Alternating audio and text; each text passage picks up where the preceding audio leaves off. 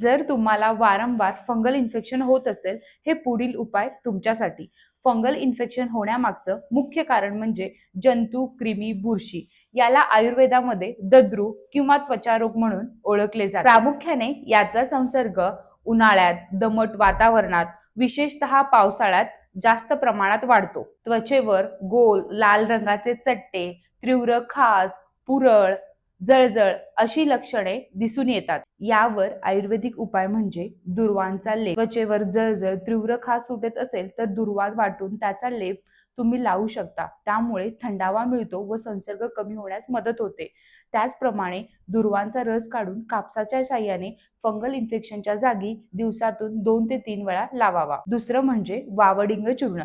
Fungal इन्फेक्शनला मुळापासून नष्ट करणारी एक औषधी वनस्पती म्हणजे वावडिंग. याला कृमिघ्न म्हणून ओळखलं जातं. वावडिंग चूर्ण अर्धा ते 1 चमचा कोमट पाण्यामध्ये दिवसातून एकदा घ्यावे. यामुळे अंतर्गत जंतू नष्ट होण्यास मदत होते. तिसरा उपाय म्हणजे कोरफड. यामध्ये असणाऱ्या अँटीफंगल व अँटी इन्फ्लॅमेटरी प्रॉपर्टीमुळे त्वचेवरील खाज, सूज व संसर्ग कमी होण्यास मदत होते.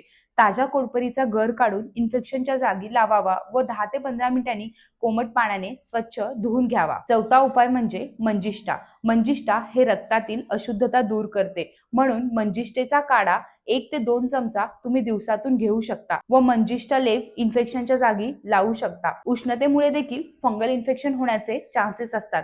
आपल्या शरीरातील उष्णता कमी करण्यासाठी ताज्या कोथिंबीरेचा रस सकाळी उपाशीपोटी तुम्ही घेऊ शकता. योग्य मार्गदर्शन व ट्रीटमेंट घेण्यासाठी खाली दिलेल्या नंबरवर नक्की संपर्क करा.